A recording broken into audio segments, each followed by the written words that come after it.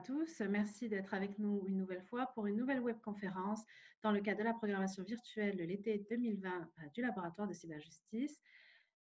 Aujourd'hui, on va parler de la protection des données personnelles et la protection de la vie privée dans le cadre des outils de traçage qui sont développés en ce moment dans le contexte de la pandémie.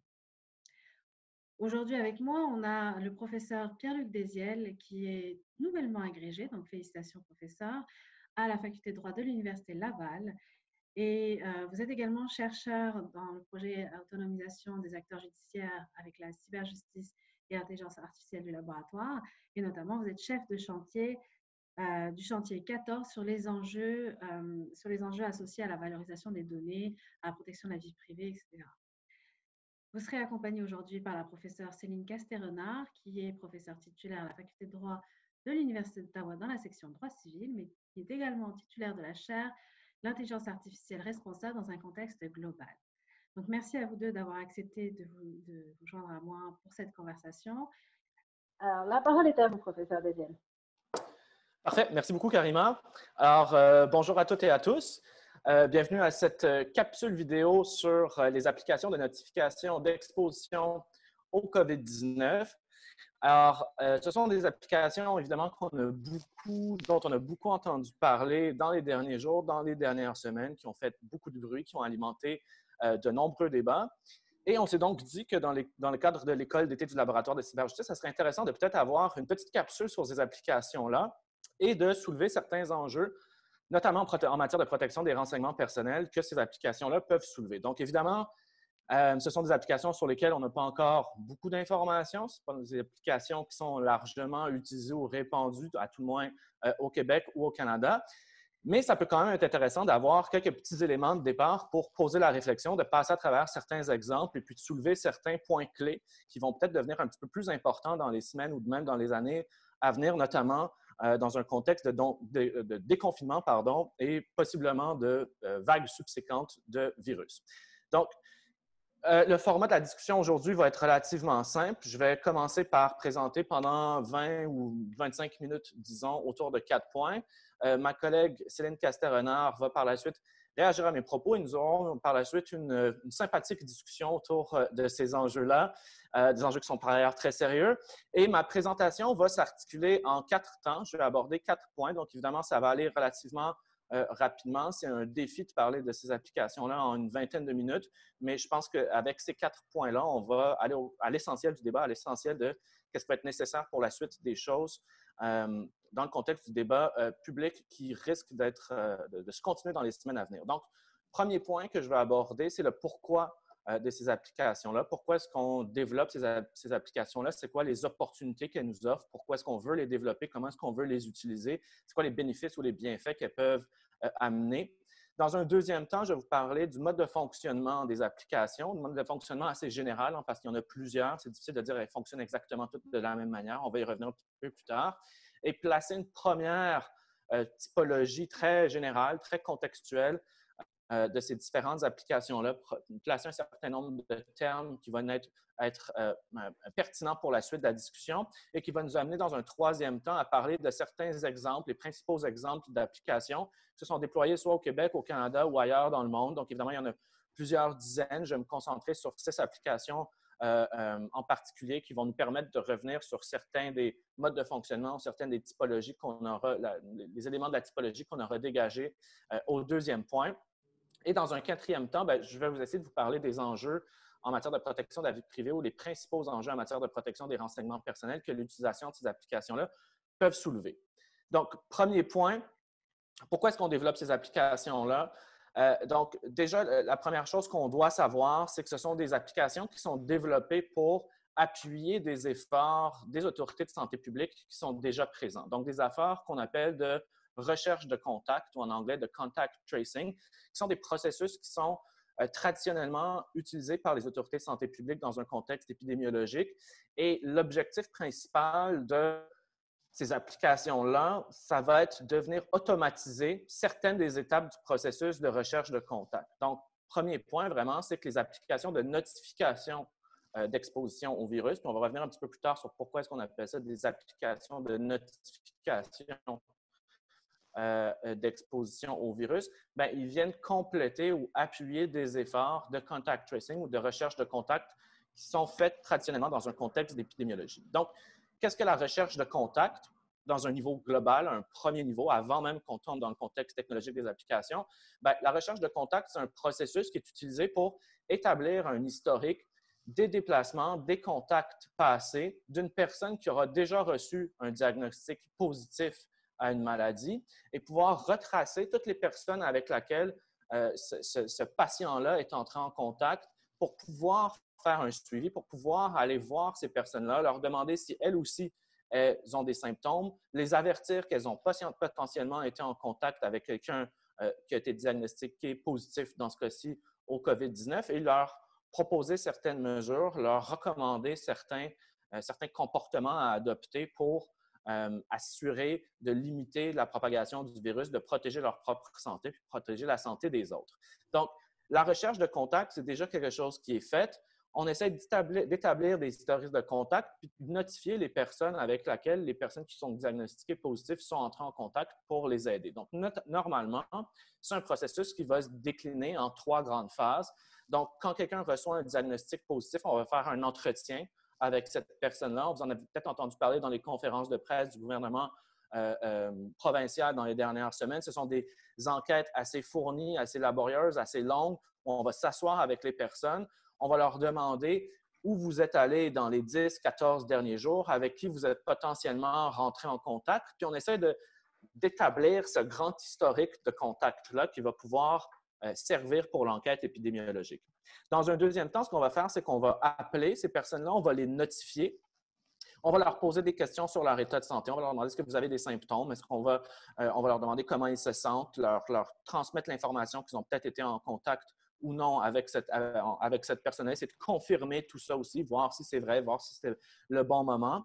Puis on va leur recommander certaines pistes de comportement à adopter, c'est-à-dire potentiellement de s'isoler s'ils ont des symptômes, d'aller passer un test, de limiter leur contact avec les autres. Donc, cette deuxième étape-là, vraiment à partir de l'historique qu'on aura dressé, on va aller notifier les personnes, puis on va aller chercher de l'information supplémentaire, confirmer de l'information qu'on a déjà. Et dans un troisième temps, bien, il y aura un suivi qui va être effectué. C'est-à-dire que périodiquement, on va retourner vers ces personnes-là, essayer de voir s'il y a des nouveaux symptômes qui sont apparus, d'autres qui sont disparus. Et grosso modo, à travers cet historique-là, on va faire une grande chaîne. On va essayer de voir même ces personnes qui sont infectées-là, s'ils n'ont pas été en contact avec d'autres personnes.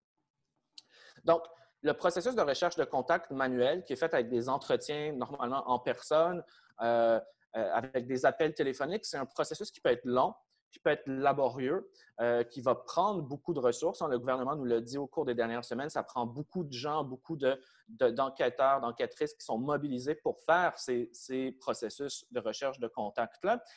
Donc, des processus qui sont longs, des processus qui sont coûteux, des processus aussi qui sont, dans certains cas, fiables, mais dans certains cas aussi qui connaissent certaines limites. C'est-à-dire, posez-vous vous-même la question à savoir si on vous demandait aujourd'hui quelles sont les personnes que vous avez croisées dans les 10-14 derniers jours, où vous êtes allé dans les 10-14 derniers jours. Donc, évidemment, pour nous, vu qu'on est en confinement depuis 2 semaines, c'est peut-être un petit peu plus simple, mais dans un contexte plus traditionnel, vous pouvez vous imaginer que c'est une tâche qui est un petit peu difficile à faire. Dans la littérature spécialisée, on va nous dire aussi qu'il y a une certaine forme de biais, c'est-à-dire qu'on a tendance plus à se rappeler des personnes qu'on connaît mieux, des personnes qu'on connaît plus, des personnes qu'on aime plus, et puis qu'on va oublier tout un nombre de personnes, mais aussi dans des contextes où c'est complètement impossible. Alors, si on s'imagine qu'on est allé dans un spectacle ou à l'épicerie, c'est impossible de dire toutes les personnes qu'on aura contactées, toutes les personnes avec qui on est resté à proximité à la caisse, par exemple, ou dans une file d'attente parce qu'on ne les connaît pas, on ne sait pas leur nom, puis on ne peut pas les retracer, on ne peut pas les contacter.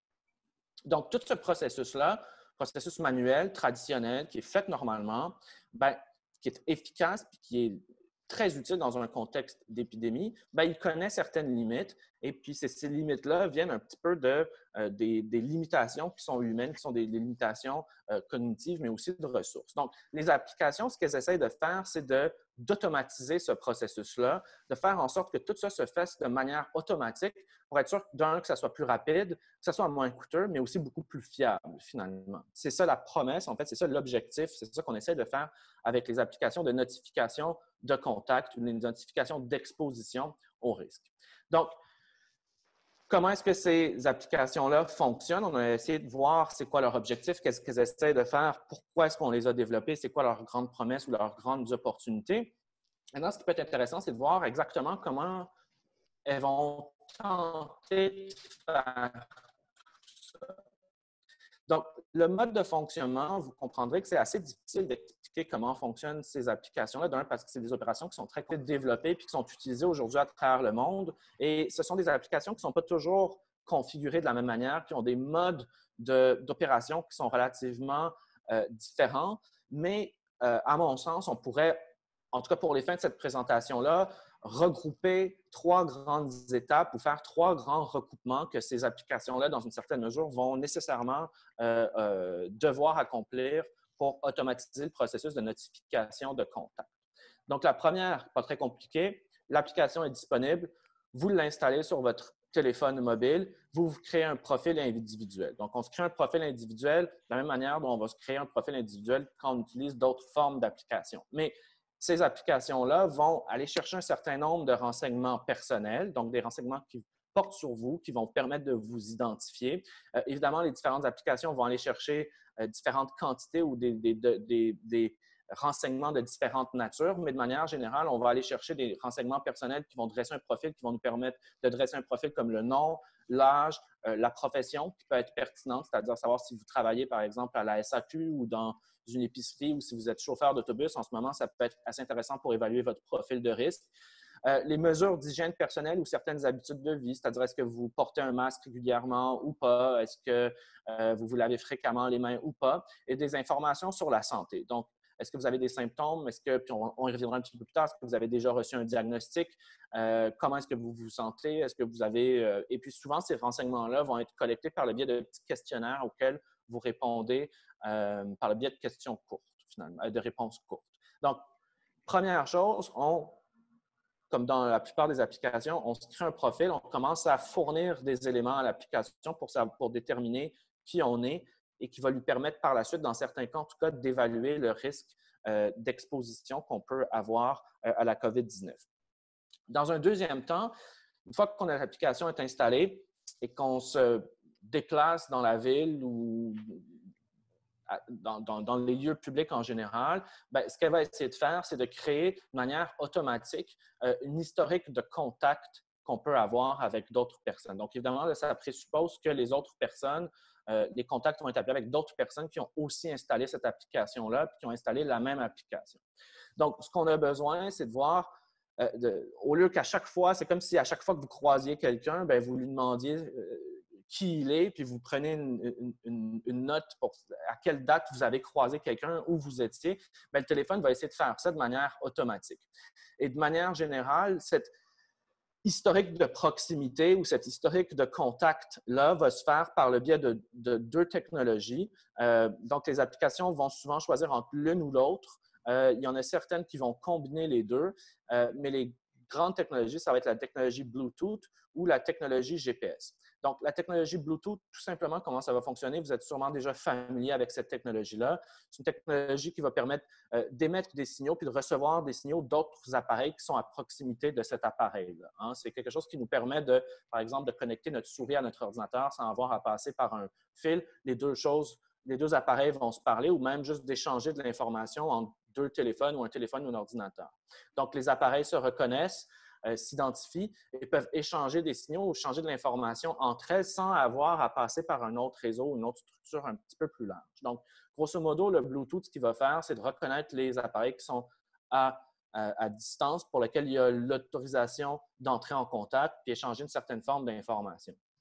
Donc, Dans les configurations, dans les applications qui utilisent la technologie Bluetooth, ce qu'on va faire, c'est l'application va garder le Bluetooth à peu près ouvert tout le temps, va octroyer des permissions de reconnaissance et d'échange d'informations. Et si deux personnes sont à proximité l'une de l'autre, souvent, il va y avoir une durée déterminée ou une distance déterminée, par exemple, que ce soit à 1 mètre pendant plus de 10 minutes. Bien, là, les deux appareils vont en changer de l'information pour dire que ces deux appareils-là ont été à proximité pendant un certain nombre de temps à ce moment-là. Okay? Donc là, on vient de commencer à tracer une première entrée dans notre banque de données de contacts et puis, au fur et à mesure qu'on va se déplacer, on va acquérir ces contacts-là ou on va acquérir cette information-là. Donc, peut-être que ça serait intéressant ou important, en tout cas ici, de mentionner que souvent, cet échange d'informations-là va être fait sur une base, en tout cas, qu'on va appeler anonyme, c'est-à-dire ça ne va pas être votre nom ou votre prénom ou votre âge qui va être échangé, ça va être plus un identifiant ou un pseudonyme qui va échanger de l'information entre les deux. Donc, ça peut être une suite de chiffres ou de lettres. On va savoir que c'est vous, l'appareil va savoir que c'est vous, mais en tant que tel, on n'échange pas de renseignements personnels, on fait juste établir cet historique de contact. Donc, ça, c'est pour la technologie Bluetooth. C'est très utilisé. C'est notamment beaucoup utilisé aussi parce que vous en avez peut-être entendu parler. Google et Apple ont développé une interface commune, un API commun, en fait, qui vont permettre aux téléphones de différentes compagnies d'interagir entre elles. Donc, les Android ou les iPhones vont pouvoir quand même se parler. Donc, c'est quelque chose qui a été beaucoup utilisé. La deuxième technologie qui est utilisée, un petit peu moins, mais quand même, ça va être la technologie GPS. Donc là, avec cette technologie, on va essayer de voir votre localisation, on va essayer de voir où vous êtes. On va envoyer cette information-là dans un serveur un petit peu plus central. Et ce que l'application va essayer de faire, c'est d'identifier ou faire des croisements entre les différentes localisations qui étaient à proximité l'une de l'autre, les différents appareils qui étaient dans les géolocalisations semblables à des moments précis de la journée qui étaient identiques. Donc, de retracer peut-être un peu plus a posteriori, finalement, le contact entre deux appareils. Donc, la différence ici, c'est que les téléphones ne se parlent pas nécessairement entre eux. C'est une information qui est envoyée ailleurs, qui est traitée, qui est analysée pour dire, bon, bien, à ce moment-là, il y a ces deux appareils-là qui étaient à une distance de 1 ou 2 mètres à l'épicerie au coin de la rue ou dans un autobus ou dans une file d'attente à la SAQ, par exemple. Donc, dans ces deux cas-là, ce qu'on va venir essayer de faire, c'est d'automatiser ce processus de contact ou de proximité entre les appareils. Ce qui nous amène à une première grande distinction, puis j'ai commencé déjà à y faire allusion. Donc, il y a des applications, on va dire, dans la littérature qui adoptent une structure un petit peu plus centralisée, puis d'autres qui adoptent une structure un petit peu plus décentralisée. Donc, c'est deux catégories qui sont un petit peu contestées, mais qui sont quand même assez intéressantes, puis il y a des nuances. Centralisé, ça va être l'idée, justement, un petit peu plus comme avec la technologie GPS, c'est-à-dire que toutes les données qui sont générées par les appareils, bien, ils vont être centralisés dans une banque de données, puis ils peuvent être analysés, peuvent être croisés, puis ça permet d'avoir vraiment une vue d'ensemble sur l'évolution des contacts, sur l'évolution possible ou les trajectoires possibles de l'épidémie. Donc, l'idée, c'est que les données sont emmagasinées dans un lieu unique qui va offrir aux autorités de santé publique, par exemple, en tout cas, une vue d'ensemble sur les choses, puis voir qui est à proximité de qui. Les modèles plus décentralisés, c'est justement où l'information, elle est stockée non pas dans une banque de données centrale, mais elle demeure stockée uniquement dans les appareils des personnes qui se parlent entre elles. Des appareils qui se parlent entre eux, finalement. Donc là, l'idée derrière tout ça, c'est que l'information, elle reste au sein de votre appareil, elle n'est pas nécessairement divulguée dans un serveur central, mais l'information est stockée de manière décentralisée, c'est-à-dire à travers tous les appareils qui ont utilisé ou qui installent l'application. On va revenir un petit peu plus tard, notamment pour les craintes de l'accès aux données, tout ce qui est les risques potentiels ou les inquiétudes qu'on peut avoir par rapport à la surveillance que l'utilisation de ces applications-là peuvent amener. Donc, je vais essayer d'accélérer un petit peu. Je vois que le temps file. Donc, première étape, on se crée un profil. Deuxième étape, les applications vont essayer d'établir l'historique automatique des contacts ou de la proximité entre les appareils. Et troisième étape, vont notifier ou vont offrir des notifications aux usagers lorsqu'ils ont été potentiellement en contact ou à proximité de quelqu'un qui pourrait avoir un risque élevé d'exposition au COVID-19 ou qui aura reçu un diagnostic officiel. Donc, c'est la raison pour laquelle certains préfèrent l'utilisation. Ce sont des applications de notification à l'exposition, c'est-à-dire que les usagers vont recevoir des notifications par rapport aux risques qu'ils ont eu d'être en contact avec la maladie. Donc, par exemple, disons que moi, j'utilise l'application, j'installe l'application, ça fait 3, 4 ou 5 jours que je me balade, que j'ai mon historique de contact qui s'est fait. Et tout d'un coup, un matin, je me sens très mal, je me sens malade, je me fais tester, je reçois un diagnostic positif au COVID-19. Ce que l'application va pouvoir faire, c'est envoyer une notification à toutes ces autres personnes-là automatiquement avec qui je suis rentré en contact, qui vont leur dire, bien, vous avez été en contact avec une personne qui a testé positif au COVID-19 et donc, vous avez potentiellement un risque d'infection. On vous recommande de faire telle ou telle ou telle ou telle chose. Okay? Donc, l'idée, c'est d'automatiser encore une fois ce que la recherche de contact essaierait de faire normalement par téléphone. Maintenant, il y aura pour construire un petit peu cette typologie encore, deux grandes familles d'applications qu'on va dire. Donc, les applications qui sont plus binaires et les applications qui vont se déployer à différents niveaux. Donc, les applications binaires sont plus des applications qui vont fonctionner uniquement à partir du diagnostic officiel. Hein? Donc, j'ai reçu un diagnostic officiel des autorités de santé publique, j'ai le COVID-19, la notification va dire, bien, vous avez été en contact avec quelqu'un qui a reçu un diagnostic officiel. Donc, c'est binaire, c'est oui ou non, vous l'avez ou vous ne l'avez pas quand on reçoit la notification. Bien, je m'exprime mal. Vous ne recevez pas une notification qui dit vous l'avez ou vous ne l'avez pas, mais vous avez reçu une notification comme quoi quelqu'un avec qui vous avez été en contact l'a ou ne l'a pas. OK? L'application plus à multiniveau, ce qu'elle essaie de faire, c'est d'avoir une évaluation plus précise ou plus granulaire du risque, sans pour autant dire que la personne a reçu un diagnostic officiel. C'est-à-dire quelqu'un qui va se lever 5 jours après avoir utilisé l'application, qui va dire, bien, ce matin, va rentrer l'information dans l'application, bien, je me sens très mal, je tousse, j'ai une fièvre très élevée, je présente grosso modo tous les symptômes du COVID-19, bien, il peut déjà y avoir une notification aux autres utilisateurs comme quoi bien, cette personne-là n'a pas reçu un diagnostic officiel, mais il y a quand même des chances qu'elle ait été infectée. Donc, par prévention, vous pouvez déjà commencer peut-être à adopter certaines mesures, à vous isoler, à limiter vos contacts avec les autres, à utiliser de certaines précautions, même si ce n'est pas un diagnostic officiel. Donc, multiniveau, c'est qu'on essaie d'avoir une gradation du risque qui n'est pas simplement exposition ou non-exposition, mais exposition à quelqu'un qui présente des symptômes ou pour lequel il y aura possiblement un risque. OK?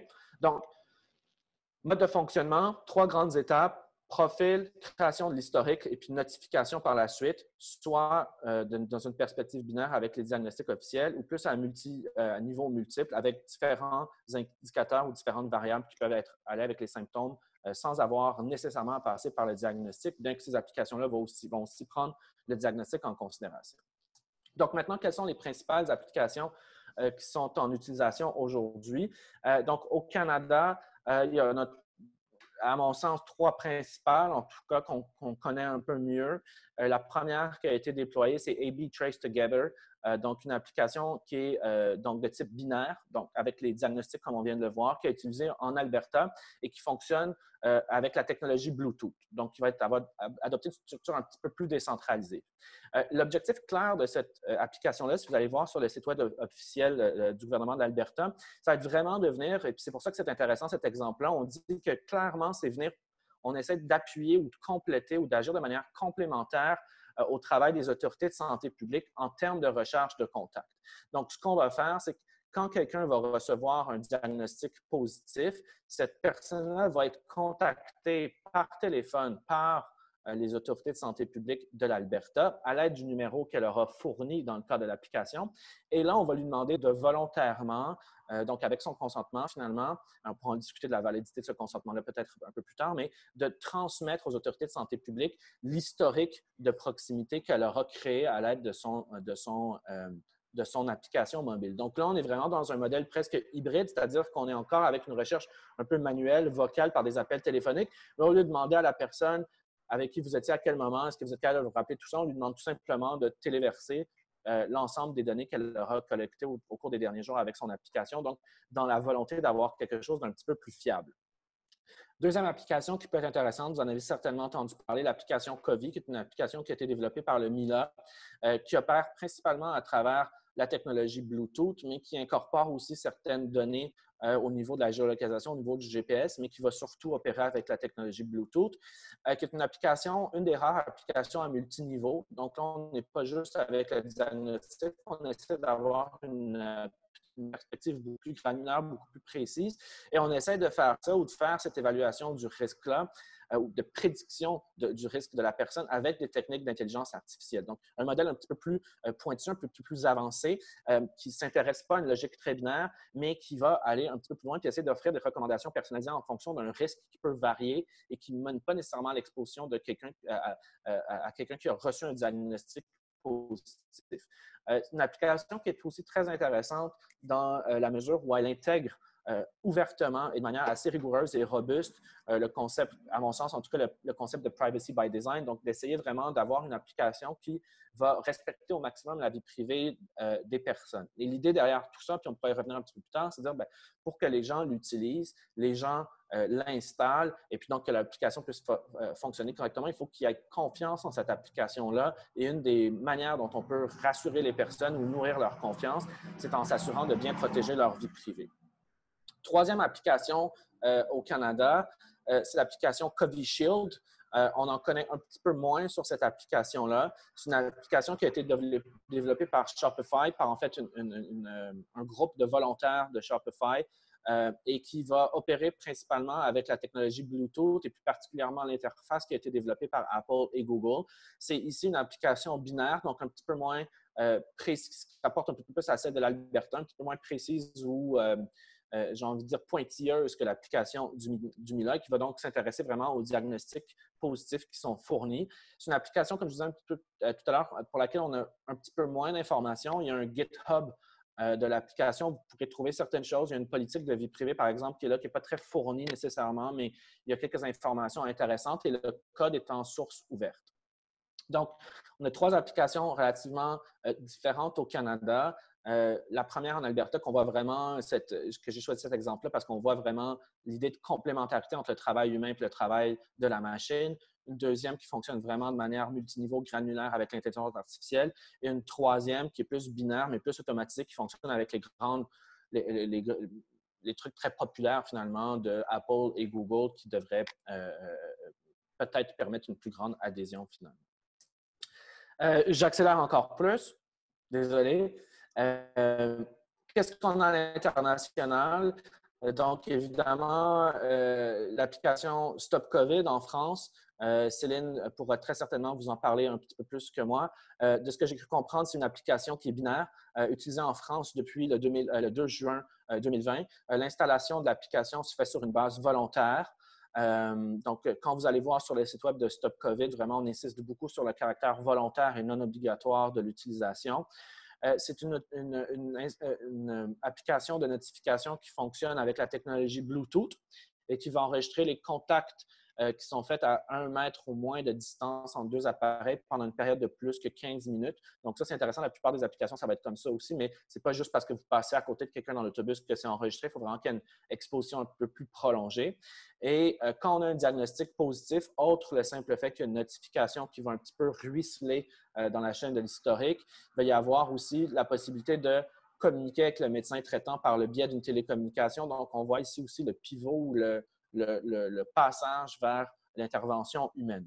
La deuxième application qui a beaucoup fait parler d'elle, notamment parce que ça a été une des premières applications qui a été déployée au niveau international, c'est l'application Trace Together à Singapour, qui est aussi une application dont l'installation est volontaire, qui fonctionne à partir de la technologie Bluetooth. Donc, une installation qui est binaire aussi, plus décentralisée, disons, dans une certaine mesure.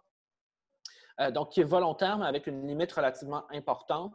C'est pour ça que cet exemple-là est intéressant. Donc, si vous avez un diagnostic positif au COVID-19 et que vous avez l'application d'installer, bien, vous avez, contrairement à l'application de l'Alberta, par exemple, vous êtes obligatoire, c'est obligatoire de fournir l'ensemble des données de proximité aux autorités de santé publique. Donc, si vous avez l'application, vous recevez un diagnostic positif, vous êtes obligé de communiquer ces données-là aux autorités de santé publique. Ce n'est pas un choix, ce n'est pas sur une base volontaire. Okay? Donc, caractère volontaire à la base, mais qui va amener à des mesures plus, j'ai envie de dire coercitives, même si ce n'est pas le bon terme, mais plus contraignantes finalement au niveau de la communication de renseignements personnels. Dernière application qui est intéressante, puis là, c'est là qu'on peut commencer à avoir aussi certains recoupements entre les modèles plus centralisés, décentralisés, ceux qui opèrent avec le GPS, ceux qui opèrent avec la technologie Bluetooth et ceux qui ont des caractères peut-être un peu plus invasifs ou coercitifs que d'autres. L'application Arogya Setu, je ne sais pas si je le prononce correctement, en Inde, qui est une application qui est l'application la plus installée, finalement, la plus téléchargée, la plus installée. Il y a 114 millions de personnes qui l'ont installée. C'est une application qui est volontaire. Bon, je le mets, c'est volontaire en théorie parce qu'elle est quand même obligatoire pour les employés des secteurs publics et privés. Donc, vous comprendrez qu'on même si c'est volontaire, on ratisse très large sur le caractère obligatoire de ça. Donc, n'importe qui travaille dans le secteur public ou privé va être obligé d'installer l'application. Donc, c'est une application ici, contrairement aux autres, qui est centralisée, c'est-à-dire que plusieurs des données qui sont collectées ne vont pas être emmagasinées directement sur le téléphone ou l'application de la personne, mais qui vont être automatiquement mises dans un serveur qui est sous le contrôle du gouvernement, donc un modèle beaucoup plus centralisé de l'information et qui va fonctionner avec les technologies Bluetooth pour la proximité, mais aussi avec la technologie GPS pour la géolocalisation des personnes. Et la géolocalisation va se faire sur une base continue par l'appareil, va être stockée de manière décentralisée, c'est-à-dire directement sur l'appareil de la personne. Mais à partir du moment où il y a un diagnostic positif qui est offert, bien, les données de géolocalisation qui ont été collectées sur une base continue depuis l'installation vont être téléversées automatiquement sur le serveur central du gouvernement indien. Donc, une application qui est à la limite un petit peu plus contraignante, un peu moins sur une base de volontariat, et qui va être beaucoup plus sur une structure centralisée de centralisation de l'information et de géolocalisation des personnes aussi. Donc, dernier point, vous aurez pu comprendre que ce sont des applications donc, qui sont différentes, mais aussi vont offrir de belles opportunités pour les autorités de santé publique. Néanmoins, vous ne serez pas sans avoir vu qu'elles soulèvent peut-être certaines problématiques en matière de protection des droits fondamentaux et des libertés individuelles. Donc, ici, je vais me concentrer sur la protection des renseignements personnels et le droit à la vie privée. Évidemment, il y a d'autres enjeux qui sont soulevés, notamment en termes de stigmatisation, discrimination, santé mentale. Mais là, pour les besoins en termes de temps, aujourd'hui, on va se concentrer sur les renseignements personnels. Donc, je vais essayer de vous présenter 3 grands points. On pourrait revenir un petit peu plus tard, très certainement, avec Céline. Donc, vous aurez compris déjà dans un premier temps qu'il y a une collecte très large, ou en tout cas dans certains cas, surtout pour les applications multiniveaux, une collecte très large de renseignements personnels qui sont d'une nature particulièrement sensible. On parle de renseignements personnels sur votre santé, des diagnostics médicaux, vos habitudes de vie, où vous vous êtes allé, qui vous avez croisé, même s'il y a tout un phénomène d'anonymisation derrière tout ça ou de dépersonnalisation. Et surtout pour les applications qui fonctionnent avec le GPS, les données de géolocalisation. Donc, les données de géolocalisation, ce qu'il faut savoir, c'est que même si elles paraissent un petit peu banales, on utilise tout Google Maps sur une base fréquente, mais les données de géolocalisation, ce sont parmi les données les plus sensibles qu'on peut avoir, parce qu'à partir du moment où on sait où les gens se déplacent, quel lieu ils fréquentent, bien, on peut inférer pas mal de choses sur leur mode de vie. Par exemple, si on sait que vous allez dans tel lieu de culte 2 fois semaine, on peut inférer quand même quelque chose sur votre activité spirituelle. Si on voit que vous sortez souvent au restaurant puis que vous fréquentez tel type de restaurant, on peut peut-être inférer quelque chose sur votre mode de vie ou votre salaire. Si vous allez dans telle ou telle manifestation politique, on peut peut-être savoir certaines choses sur vos orientations politiques ou vos opinions politiques aussi. Donc, la géolocalisation, c'est quelque chose qui semble banal, mais qui est très, très, très sensible finalement. Et donc, là, on vient toucher une corde sensible, surtout pour les applications qui fonctionnent avec le GPS. Donc, évidemment, les applications vont utiliser certaines précautions pour limiter les risques d'atteinte à la vie privée sur ce point-là. On aura certaines applications, par exemple, l'application du Mila COVID que je vous ai présenté un petit peu plus tôt, qui va aller pour un consentement beaucoup plus granulaire, donc un consentement à l'installation, mais un consentement aussi si à un certain point on veut faire parvenir nos données aux autorités de santé publique pour une veille sanitaire, ce genre de choses-là.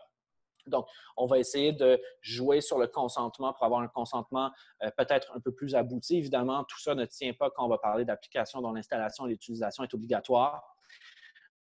Les applications plus décentralisées, comme je vous disais, ça va être quelque chose qu'on va essayer d'avoir, de mettre dans une optique de privacy by design pour dire que l'information, de toute façon, ne va pas être stockée dans un serveur central. Elle reste que dans votre application, dans votre téléphone mobile. Donc, il y a une collecte, mais vous restez en contrôle de cette information-là tant qu'il n'y aura pas un deuxième consentement, par exemple. Des différentes techniques de cryptographie ou d'anonymisation des données pour essayer de protéger les données, de les rendre les moins révélatrices possibles. Deuxième enjeu qu'on voit beaucoup ressortir dans la doctrine, l'enjeu de la crainte de la surveillance, hein, surtout pour les applications plus centralisées sur la géolocalisation, c'est-à-dire qui va avoir accès à cette information-là? Est-ce qu'on va pouvoir réutiliser ces données-là à d'autres fins, finalement, que de simplement comprendre où sont les personnes pour des fins de santé publique, mais peut-être, bon, l'actualité contemporaine vous laisse peut laisser cours à votre imagination aussi, mais où se trouvent les personnes s'ils sont rassemblés par rapport à certaines causes politiques? Est-ce que d'avoir ce type d'application-là, d'installer, peut mener à des dérives en termes de sécurité ou juste de créer une technologie qui peut être réutilisée par la suite pour d'autres choses que des veilles sanitaires? Donc, il va y avoir toute la question de l'accès aux données, mais aussi de la sécurité des transmissions, c'est-à-dire surtout pour les applications qui fonctionnent avec Bluetooth. Donc, on envoie constamment des signaux. Donc, en multipliant ces signaux-là, bien, on ouvre peut-être les boîtes à la possibilité à des ingérences par des pirates ou des hackers qui vont pouvoir s'introduire facilement dans notre appareil. Et dernier point qui est assez utilisé, assez intéressant, c'est la réutilisation aussi à des fins secondaires, pas nécessairement pour des fins de surveillance, mais pour des fins de publicité ciblée. Donc, plusieurs des applications qui sont disponibles aujourd'hui, le MIT Technology Review a fait une recension critique assez intéressante sur ça. Plusieurs de ces applications-là vont avoir des lignes de code à l'intérieur qui vont être des lignes de code associées à tout ce qui est publicité ciblée pour Google, par exemple. Tout ce qui est Google AdWords ou Google pour les termes de recherche pour offrir une publicité ciblée par la suite. Donc, une espèce de réutilisation de ces applications-là pour aussi comprendre les personnes. Donc, évidemment, c'est des applications plus sournoises, hein, on va dire, qui sont peut-être moins honnêtes, mais qui ont un risque pour la vie privée là, que toutes les informations qui sont emmagasinées soient utilisées pour des fins de santé ou pas, mais quand finalement, on les réutilise aussi par la suite à des fins plus commerciales ou de publicité ciblée. Dans un dernier temps, et peut-être plus sur une note très juridique, vous êtes probablement très familier avec ces tests-là. Moi, ce que j'aime bien faire dans les derniers jours, c'est de réfléchir à l'impact sur les droits fondamentaux, les libertés individuelles à travers du fameux processus d'équilibration du test en 4 étapes qu'on connaît très bien en droit canadien, sur l'importance de ces mesures-là ou l'importance ou les opportunités de ces applications-là, puis l'impact que ça peut avoir sur la vie privée. Puis, je vais juste passer très rapidement à travers ces 4 questions-là, mais ça peut être une matière de réflexion pour vous aussi, pour réfléchir à tout ça. Donc, c'est juste pour vous donner des éléments de réflexion, mais qui vont me permettre aussi de revenir sur certaines des choses que j'aurais dit au cours de la présentation. Donc, dans un premier temps, bien, vous n'êtes pas sans savoir que le premier test, quand on va l'évaluer, par exemple, en termes de hoax, on va se poser la question de savoir est-ce que c'est une mesure, donc on peut dire l'installation d'une application ou le fait d'avoir recours à ces applications de notification d'exposition-là, bien, il vise un besoin qui est vraiment important, un besoin qui est urgent et réel. Hein, c'est la première étape du test. Donc, on pourrait dire, bien, dans le contexte d'une urgence sanitaire, où on a des ressources déjà qui sont limitées, le fait d'appuyer ou d'offrir un appui supplémentaire ou une aide supplémentaire aux personnes chargées de faire notre veille sanitaire ou de faire l'opération de recherche de contact, bien évidemment, c'est quelque chose de réel, c'est quelque chose de sérieux, c'est quelque chose c'est un véritable besoin qu'on a ou qu'on peut avoir. Donc, si on répond oui à cette question-là, évidemment, vous le savez, on passe à la deuxième question, l'efficacité de la mesure. Est-ce que le fait d'utiliser une application nous permet ce lien rationnel nous permet d'efficacement arriver à cette fin-là, donc d'endiguer la pandémie, de régler cette urgence sanitaire-là, puis surtout d'aider les personnes qui sont chargées de faire la recherche d'un contact. Donc, évidemment, là, il y a quelque chose un peu plus à débat, c'est-à-dire que ce sont des nouvelles applications. Souvent, ce sont des technologies qu'on ne connaît pas, qui n'ont pas vraiment été utilisées encore. Évidemment, ils vont s'appuyer ou s'asseoir sur des techniques ou des technologies qu'on connaît, qui sont éprouvées dans une perspective scientifique, mais cette configuration, cet agencement particulier-là, on ne le connaît pas encore, on ne les a pas utilisés encore, on n'a pas vraiment la démonstration claire, nette et précise, scientifique, que ce sont des applications qui vont être efficaces ou qui sont efficaces. Donc, il y a cette question-là même de savoir est-ce que c'est quelque chose qui peut vraiment efficacement nous aider à atteindre cette fin-là. Donc, il y aura déjà la première question, la plus importante, c'est la question de l'adhésion. Est-ce que les gens vont l'installer, cette application-là? Donc, on revient un petit peu à cette notion de confiance, de l'importance de protéger la vie privée des personnes. Est-ce que les gens vont l'installer? Est-ce qu'ils vont adhérer à cette technologie-là? Est-ce qu'ils vont tout installer la même application ou si on a 10 applications puis les applications ne se parlent pas entre elles, est-ce que là, il y aura vraiment quelque chose qui va se passer? Donc, la question de l'adhésion est excessivement importante de cette masse critique d'utilisateurs-là. Il va y avoir aussi ce qu'on pourrait appeler des comportements déviants ou des biais comportementaux. Donc, même dans les cas où on va avoir des applications qui sont obligatoires, on a vu des problèmes en Corée du Sud, par exemple, il n'y a rien qui m'empêche, moi, même si je suis obligé d'avoir l'application sur mon téléphone, de laisser mon application à la maison pour aller me balader, ou je peux l'avoir oublié tout simplement. Hein? Donc, je peux laisser mon application derrière, fermer mon téléphone quand je suis à l'extérieur. Donc, à quel point est-ce que tout ça pourrait être efficace quand on vise les personnes qu'on veut le plus viser finalement, c'est-à-dire les personnes peut-être sur lesquelles on a un peu moins de prise. Et c'est ce que je veux dire par biais comportementaux, que peut-être que les applications vont surtout être utilisées par des personnes qui déjà adoptent des comportements qui sont raisonnables, qui déjà vont suivre les consignes de santé, puis déjà, à la limite, vont rester à la maison toute la journée. Donc, tout ce qu'on va enregistrer comme données, ce sont aucun contact parce que ce sont déjà des citoyens exemplaires, disons. Donc, c'est une autre limite sur l'efficacité de est-ce que les personnes qu'on voudrait viser, vraiment, ce sont des personnes qui vont l'utiliser et est-ce qu'il y a vraiment des garde-fous assez précis pour que l'utilisation soit correcte? Et évidemment, il va y avoir des limitations technologiques, c'est-à-dire est-ce que la proximité entre deux appareils à Bluetooth va prendre en considération le fait qu'il y ait une paroi de vitre entre les deux personnes ou le fait que les personnes vont porter deux masques ou est-ce qu'il y a un mur entre les deux personnes. Donc là, on pourrait dire qu'il y a une proximité, mais il peut y avoir une paroi puis qu'il n'y a aucun contact, mais que là, qu'on va enregistrer un contact entre deux personnes. Troisième point, l'atteinte minimum. Donc, est-ce que c'est une mesure qui, au-delà d'être efficace ou de viser un besoin urgent, porte une atteinte minimum, par exemple, au droit à la vie privée? Est-ce que c'est vraiment nécessaire de l'utiliser? Et là, ce qu'on va beaucoup voir, qu'on va beaucoup regarder, ça va être comment est-ce que cette application-là, elle est configurée? Est-ce que c'est une application qui est centralisée, qui est décentralisée? Est-ce qu'on a besoin d'aller chercher tous les renseignements personnels qu'on va chercher pour atteindre cette fin-là? Est-ce qu'il y a d'autres mesures qu'on pourrait utiliser pour atteindre la fin qui serait moins attentatoire? Par exemple, demander aux gens de porter des masques ou établir des stations d'hygiène dans la rue ou multiplier les tests. Est-ce qu'on a besoin d'aller aussi loin pour viser notre problème ou est-ce qu'il y a d'autres mesures qui seraient moins attentatoires qu'on pourrait utiliser? Donc, c'est une question qui est un peu ouverte, évidemment. Et dernier point, bien, vous le savez, c'est cette idée de proportionnalité. Est-ce que le bénéfice qu'on va chercher en l'utilisant est significativement plus important que les inconvénients ou les dangers que ça amène au niveau de la protection de la vie privée? Et bon, là, je pense que vous avez certains éléments en tête, en tout cas pour commencer à réfléchir ou faire une recherche supplémentaire pour vous faire une tête autour de ça. Mais je pense qu'il y a un point souvent qui est oublié dans les débats qu'on a en ce moment, c'est l'idée que, et notamment dans ce contexte de proportionnalité-là, la recherche de contact ou le contact tracing qui se fait d'un point de vue manuel n'est pas exempt de toute forme d'atteinte à la vie privée des personnes. C'est-à-dire que on vous pose des questions sur votre vie, on vous demande des personnes que vous connaissez, vous devez révéler le nom de personnes que vous connaissez. Donc, c'est juste qu'il peut y avoir peut-être moins de collecte d'informations, mais ces personnes-là, après, on les appelle, on leur demande c'est quoi leurs symptômes. Donc, ce qu'il ne faut pas négliger, par contre, c'est que l'application ait créé une immixation dans la sphère privée qui n'est pas entièrement nouvelle non plus. Okay? Donc, même quand on pondère ces choses-là, il faut garder en tête qu'il y a peut-être un ajout potentiel, mais qu'on ne part pas de zéro non plus. Donc, voilà, j'ai essayé de vous dresser un portrait général. Donc, on est allé très vite. Pourquoi est-ce qu'on a développé ces applications-là?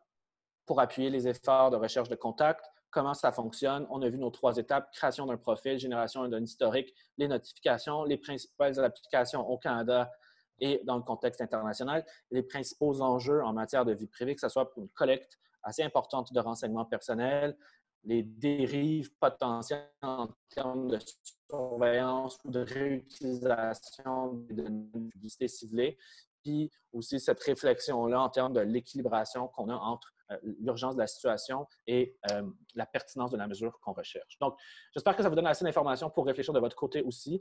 Et j'ai bien hâte d'entendre les commentaires de ma collègue Céline Castelrenard sur cette très brève présentation. Merci. Merci beaucoup, Pierre-Luc, de m'avoir invité à cette conversation. C'est vraiment très intéressant et merci beaucoup d'avoir fait cette longue présentation. Mais très éclairante et emportée par la passion.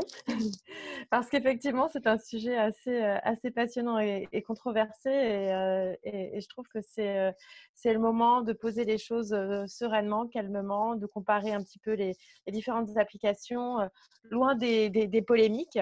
Et je crois que c'était important que de rappeler ce que tu as fait en premier, Pierre-Luc, de rappeler qu'on a déjà du contact tracing, effectivement, et tu l'as dit à la fin.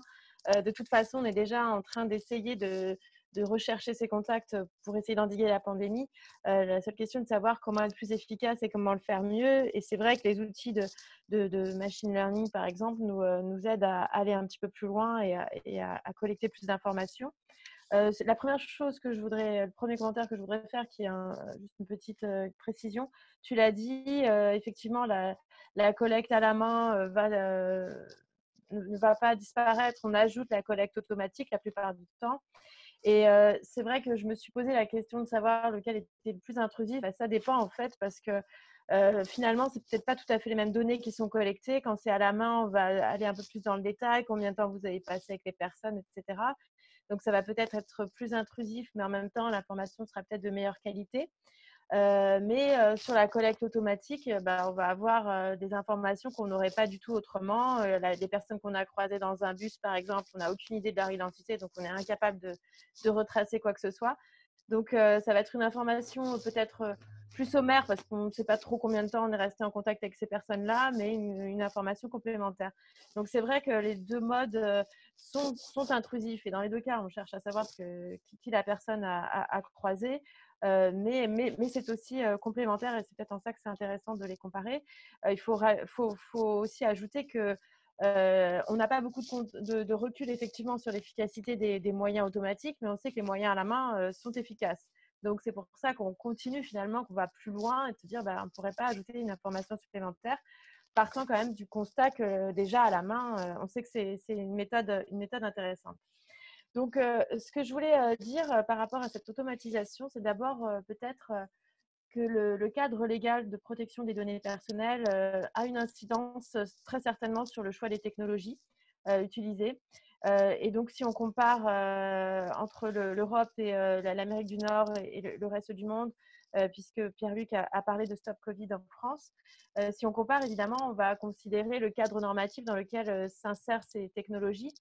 Et du coup, du fait qu'il y ait une variété des cadres normatifs, va faire aussi qu'on va avoir des technologies différentes et des problèmes d'interopérabilité aussi entre ces technologies. Et ce qui est peut-être assez amusant, c'est de voir qu'en Europe, on a le même cadre légal qui est le Règlement général de protection des données personnelles, le RGPD. Malgré cela, on a des différences d'application et des solutions différentes dans les États.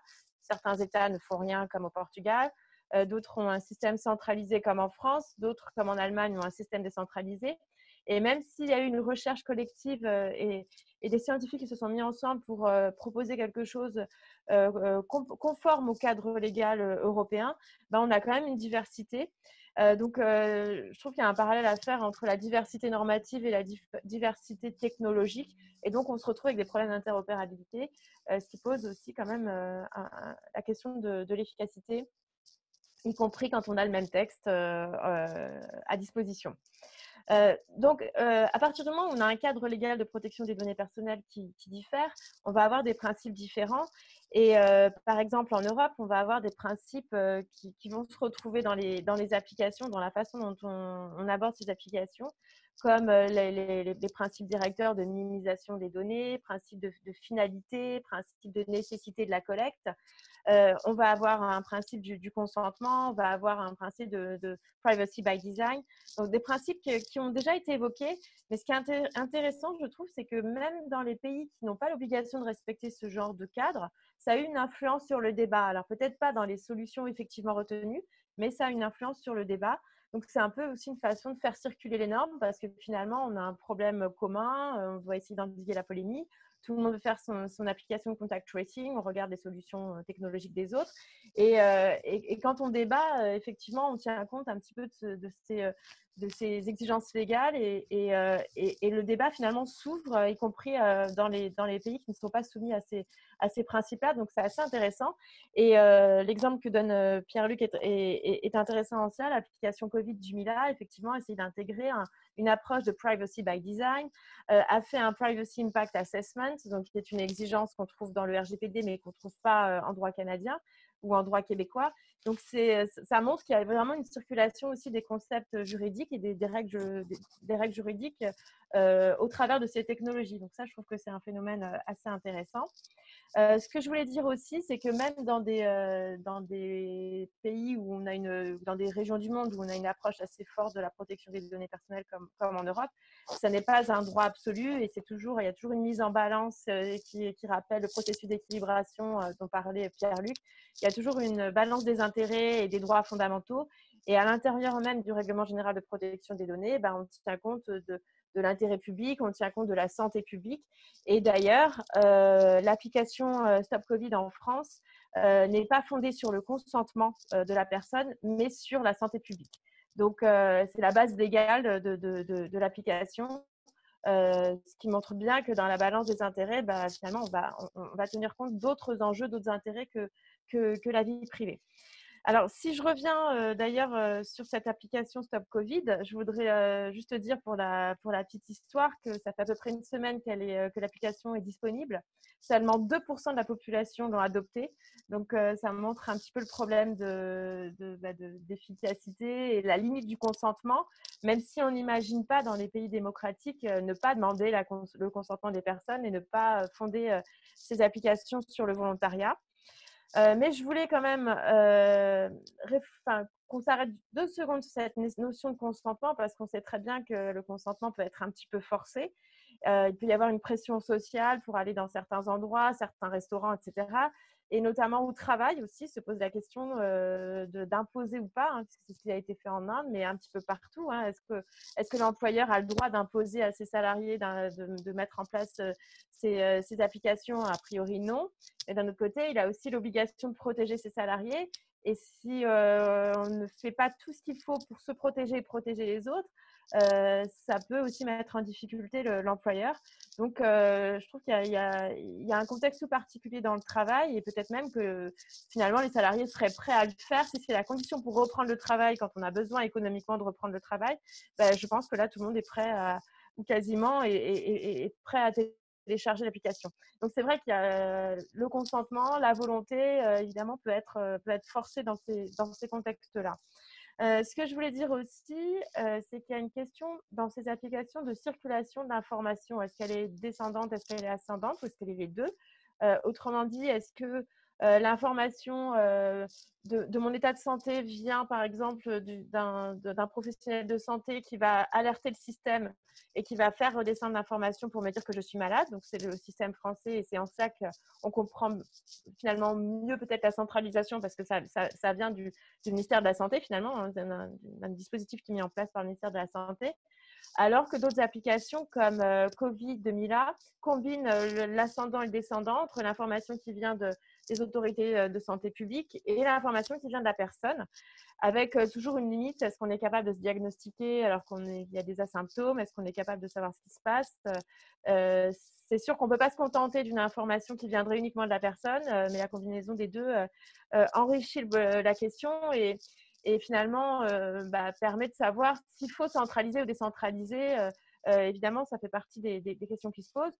Dans la décentralisation, d'ailleurs, tout est toujours très ambigu. Il y a vraiment à chaque fois du pour et du contre.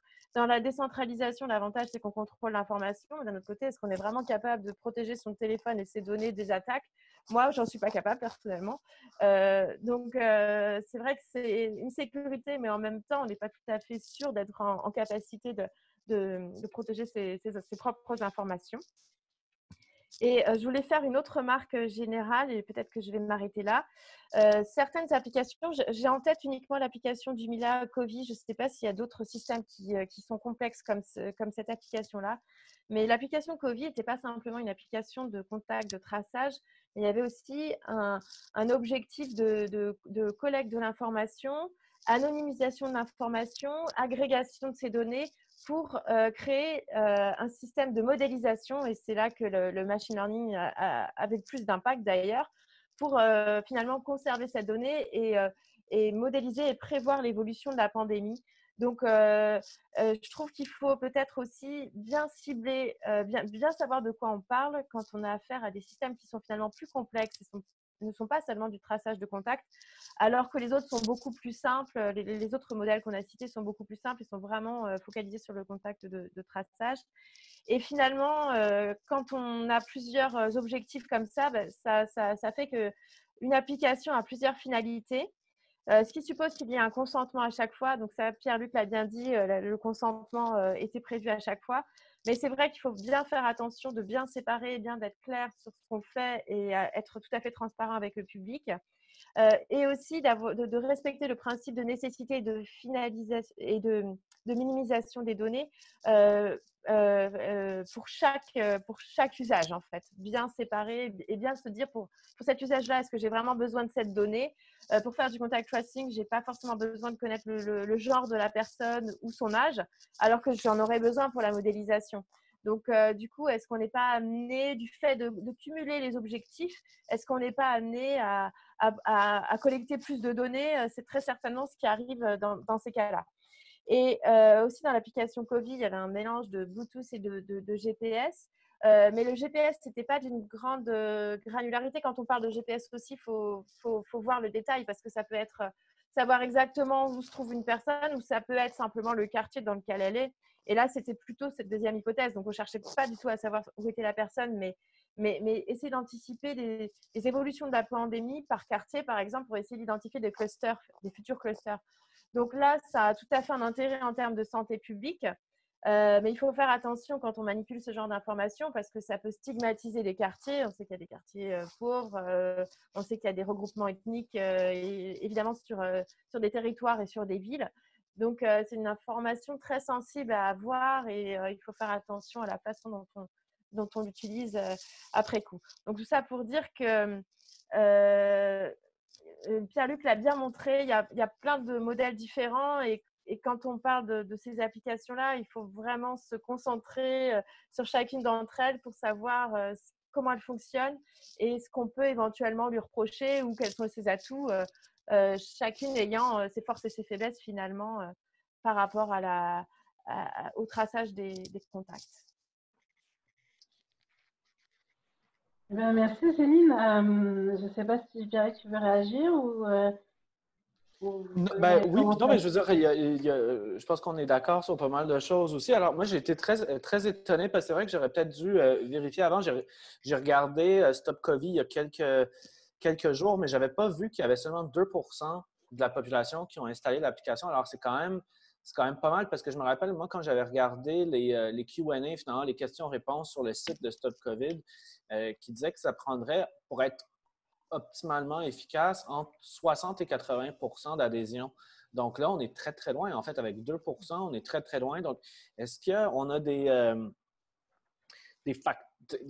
motifs d'explication pour tout ça? Peut-être que aussi le déconfinement puis l'impression que peut-être que tout ça est déjà réglé contribue à ça plus que juste le fait que les gens ont peur de la surveillance puis de leur protection de la vie privée. Je ne sais pas si tu as vu des choses circuler sur ça parce que c'est quand même étonnant, le 2 Ça pose la question de savoir parce que là, au cours des dernières semaines, au Québec, au Canada, cette espèce de discours des gouvernements qui disent est-ce qu'on va en recommander une, est-ce qu'on va recommander celle-ci ou celle-là, puis là, on a dit on ne va pas utiliser celle du Mila, mais on ne sait pas encore laquelle on va recommander, mais on va très certainement en recommander une.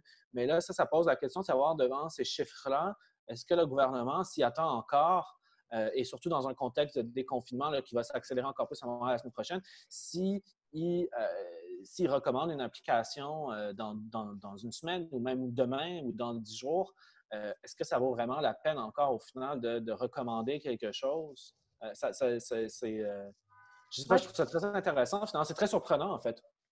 Moi, je pense que ça ne vaut pas le coup, mais bon, on ne va pas me demander, on ne demande pas forcément mon avis à moi pour décider. Mais en plus, 2%, c'est le 2% de téléchargement, c'est même pas 2% d'utilisation. Et il y a une association qui avait commencé à regarder le trafic de ces personnes qui avaient téléchargé. Et parce qu'il y avait une possibilité d'accès à l'information. Et 3 ou 4 jours après la sortie de l'appli, on a coupé la possibilité de savoir ça. Donc, ça voulait dire que, bon, 2%, je l'ai installé, mais peut-être que je ne vais pas l'utiliser, quoi. Donc, c'est peut-être même encore moins que ça. Et les facteurs explicatifs, effectivement, il y a le déconfinement. On revit de plus en plus normalement en France. Et hier encore, le président de la République a annoncé que le 22 juin, toutes les écoles revenaient au fonctionnement normal. Donc, tout redevient normal, les restaurants, etc. Et aussi, ce qui avait été prévu, c'est que très clairement, à la suite de l'avis de la CNIL, j'ai parlé du travail et de la pression sociale, mais il a même été prévu une sanction pénale au cas, dans l'hypothèse où on forcerait les personnes à installer l'application, en particulier l'employeur. Donc, c'est sûr que si on ne le si on peut revivre normalement et qu'en plus l'employeur ne peut pas nous forcer à avoir l'application, à quoi bon avoir l'application aujourd'hui et, la motivation n'est plus là. Puis en fait, il y a eu beaucoup de débats. Il y a eu un débat de 3 ou 4 heures à l'Assemblée nationale que j'ai suivi. Bon, c'était toujours les mêmes arguments, etc., ceux qu'on entend un peu partout. Mais finalement, on a l'impression que ça avait tout épuisé dans les débats précédents, le temps que l'application soit prête, etc. En fait, c'était très brûlant en avril-mai. Elle arrive début juin, ça n'intéresse plus personne presque. Et puis en plus, il avait même été question de dire on va récupérer plus de liberté si on installe l'application, mais la CNIL a dit qu'il ne fallait pas faire ce genre de choses. Enfin, voilà, le côté un peu sanction, carotte-bâton, tout ça ayant été supprimé, plus aucun intérêt de l'avoir. Donc, effectivement, je me dis qu'ici, peut-être que c'est plus la peine non plus de se poser la question. Oui, ou peut-être qu'on se dit que les cartes vont être, en tout cas les pièces déjà placées sur l'échiquier si jamais il y a une deuxième vague là, qu'on nous dit qu'il va peut-être ou pas là, arriver finalement, mais au moins ça. Parce que déjà à la fin des débats, on nous présentait ça plus comme un outil pour la deuxième vague. Au début, c'était pour maintenant, puis bon. Évidemment, ça prend du temps à développer tout ça. Puis là, ce serait peut-être pour la deuxième vague ou plus pour encadrer le déconfinement. Mais c'est quand même assez intéressant. Ça pose la question de savoir quoi faire Québec, Canada aussi. Parce que moi, j'avais vu les degrés d'adhésion pour l'application australienne. Je pense que ça ressemblait aussi à Trace Together, qui était de 16 il y a quelques semaines, là, et c'était en grande partie, parce qu'il a fait un sondage en grande partie pour les craintes de protection des renseignements personnels. Alors, moi, ce que je trouve intéressant, puis peut-être que là, on pourrait faire un point de comparaison, c'est le rôle que pourraient être amenés à jouer les autorités qui sont assurées du respect des lois de protection des renseignements personnels. Puis, il ne faut pas limiter le débat seulement à la protection des renseignements personnels, mais disons dans ce contexte-ci, pour soit si on veut profiter de ces applications-là ou dire, bon, c'est des bonnes, postulons que c'est très bien puis qu'il faut aller de l'avant avec. Je pense que ça pose la question de savoir quel rôle pourraient jouer les autorités de protection des lois, les autorités qui s'assurent du respect des lois sur la protection des renseignements personnels, désolé. Que ce soit le Commissariat à la protection de la vie privée du Canada au Canada, la Commission d'accès à l'information au Québec ou la CNIL en France. C'est-à-dire, si on postule qu'on veut utiliser ces applications-là, on postule qu'il faut aller vite et puis sans vouloir réduire le débat à la protection des renseignements personnels, mais pour le contexte qui nous intéresse, est-ce qu'on ne pourrait pas envisager un rôle peut-être plus actif? Là, ça serait compliqué à imaginer, mais pour que ce soit la Commission d'accès à l'information ou le Commissariat à la protection de la vie privée ici, pour peut-être être capable de fournir pas d'approbation, mais peut-être que ça serait le bon. L'approbation un petit peu à l'avance pour dire, nous, on dit que c'est correct, donc le gouvernement pourrait s'en remettre à cette expertise interne-là pour dire, bon, ce débat-là, on n'a pas besoin de passer des lunes et des lunes dessus. On a une autorité qui est chargée de faire ça, puis elle l'a déjà fait. Donc, au Québec, Canada, bon, on entend dire certaines choses, mais il n'y a pas eu de prononcé officiel, d'endossement officiel ou de dire, ça, c'est très bien, on ne l'utilise pas par les agences de protection des renseignements personnels au Canada ou au Québec.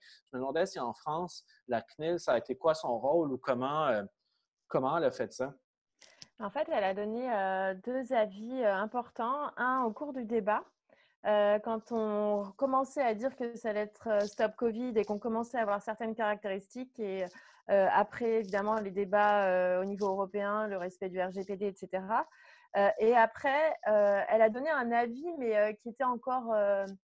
qui était en construction finalement, en disant il faudra nous ressaisir quand on en saura plus. Et elle a donné son avis après, quand on a précisé l'application. Et donc, c'est un avis qui a été donné très, très rapidement. Et finalement, du fait qu'elle ait émis certaines réserves dès le départ, ou en tout cas au moment du débat, au cours du débat, évidemment, l'application a évolué et on a tenu compte de ces problèmes. Et la loi aussi a évolué, puisque par exemple, pour les employeurs, le fait que ce soit pénalement sanctionné que d'exiger l'installation d'une application, évidemment, ce n'était pas prévu avant. Et du fait qu'elle ait émis cette réserve, hop, on a prévu une mesure législative correspondante. Donc, ça permet un dialogue, effectivement. Mais c'est vrai qu'à la fin, ça donne aussi une application tellement réduite que bon, l'intérêt est très limité. Et c'est sans doute la raison pour laquelle on l'a très peu téléchargé. Et en revanche, ça pose la question du coût de développement de cette technologie qui sera peu ou pas utilisée, ou en tout cas pour le moment. Et il y a une association qui protège les finances publiques, dont le rôle est de regarder un petit peu l'utilisation des finances publiques, qui vient d'ailleurs de déposer une plainte parce que l'application a été développée gratuitement, mais c'est un marché qui vient d'être conclu, un marché public dont le coût a l'air d'être plus élevé que ce qui se fait habituellement pour ce genre de passation de marché public. Et surtout, il n'y a pas eu d'appel d'offres ouvert puisqu'on a décidé qu'on utilisait cette application. Donc, ça pose quand même ce genre de questions aussi, plus de finances publiques, qu'il ne faut pas occulter du débat, je pense. Oui, parce que moi, je trouve que c'est intéressant parce qu'en fait, même si on se pose la question de savoir est-ce qu'on devrait avoir une intervention un petit peu plus tôt puis mobiliser ces agences-là un petit peu plus rapidement pour dire au début, comment est-ce que vous voyez ça? Parce que, bon, Commission de la protection de la vie privée, Commission d'accès à l'information ont fait des papiers assez larges là, sur les applications. On les appelait jadis de traçage. Là. On dirait que cette expression-là est dépassée dans les 2 dernières semaines.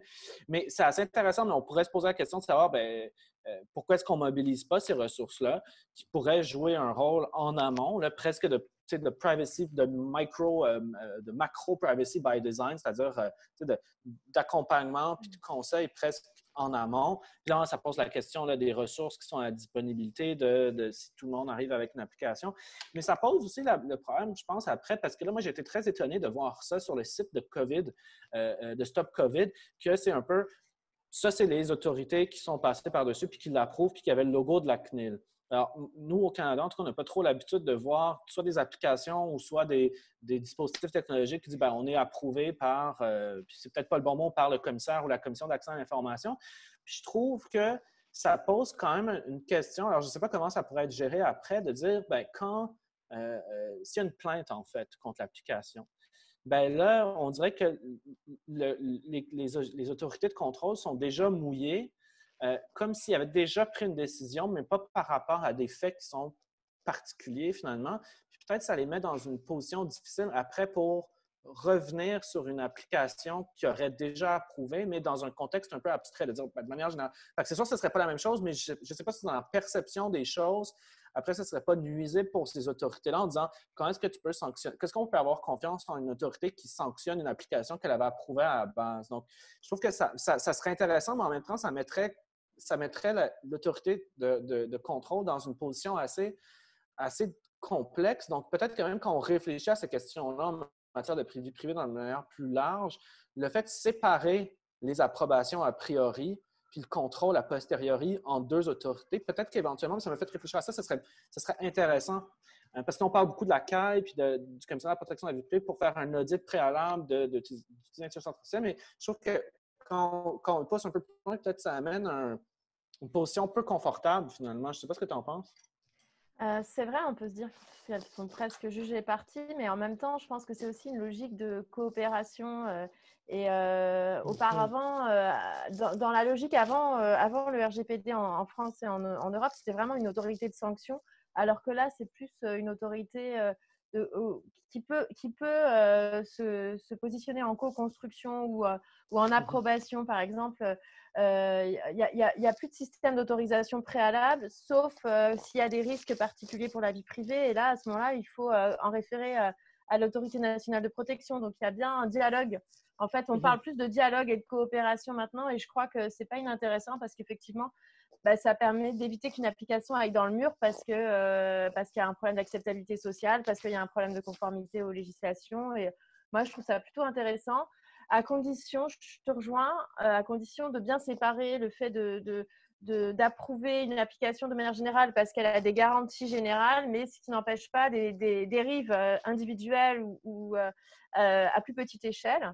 Et je rajoute aussi que c'est très jacobin en la France, on a toutes nos agences, etc. Et on a aussi l'agence, l'ANSSI, l'Agence nationale de sécurité des systèmes d'information, qui est intervenue sur Stop Covid et qui s'est prononcée sur le protocole et qui a fait changer le protocole de sécurisation, de pseudonymisation. Donc, on a vraiment finalement une logique de prise en main par l'État, et c'est ce qui est voté à l'Assemblée nationale, c'est une application bien désignée. Pour revenir à la question de l'ouverture des marchés publics et de la concurrence, on peut se poser d'autres questions, effectivement. Non, parce que je trouve ça intéressant, parce que c'est même d'un niveau plus macro, puis je ne sais pas s'ils vont en parler même dans l'école d'été, là, en manière générale, mais sur la manière dont la régulation est faite. Enfin, même avec les technologies, il y a une transformation de la régulation. Bien là, je pense que c'est un exemple quand même assez intéressant, que ce n'est pas juste faites-le, nous on vérifie à posteriori puis on sanctionne, mais que comme tu dis, cette co-construction, cette négociation-là, cet accompagnement qui est fait presque en continu, finalement, c'est assez intéressant, je trouve. Ouais, je ne sais pas si c'est vraiment de la co-régulation, mais c'est au moins de la coopération. Non, mais oui. Tu vois. Mais de plus en plus, dans le numérique, même au niveau de la législation de l'Union européenne, on est dans la co-régulation avec des codes. D'ailleurs, dans le RGPD, il y a des codes aussi des lignes directrices, éthiques, etc. Et les codes de conduite, il y en a partout maintenant, et c'est dans cette logique-là. C'est vrai. Qu'est-ce qui ne va pas empêcher que ce genre d'outils soit développé dans d'autres domaines de santé publique? Je pense qu'effectivement, ça ouvre la porte à une certaine acceptabilité sociale. Et je crois, pour rebondir sur ce que disait Pierre-Luc, si ce n'est pas pour cette fois-là, c'est pour la prochaine vague ou la prochaine pandémie ou je ne sais quoi, il y a une acceptabilité sociale qui se met en place, une habitude même. Et finalement, la prochaine crise, pas seulement sanitaire d'ailleurs, hein, si on nous dit il faut installer tel ou tel outil sur votre téléphone, ça ne surprendra plus personne. Et je pense que c'est un peu une façon de faire avancer la technologie dans les problématiques sociales. Et en termes de protection des données, qu'est-ce que finalement on en pense? Est-ce que c'est positif ou négatif? Parce que finalement, on a beaucoup parlé du macro, mais d'un point de vue individuel, je pense que les gens ont envie de savoir, enfin, ou envie ou pas, mais c'est intéressant de savoir, est-ce que d'un point de vue, toi, Pierre-Luc, qui a fait ta thèse un peu sur ces sujets-là, en termes de protection des renseignements personnels ou de la vie privée, qu'est-ce qu'on en pense de telle application?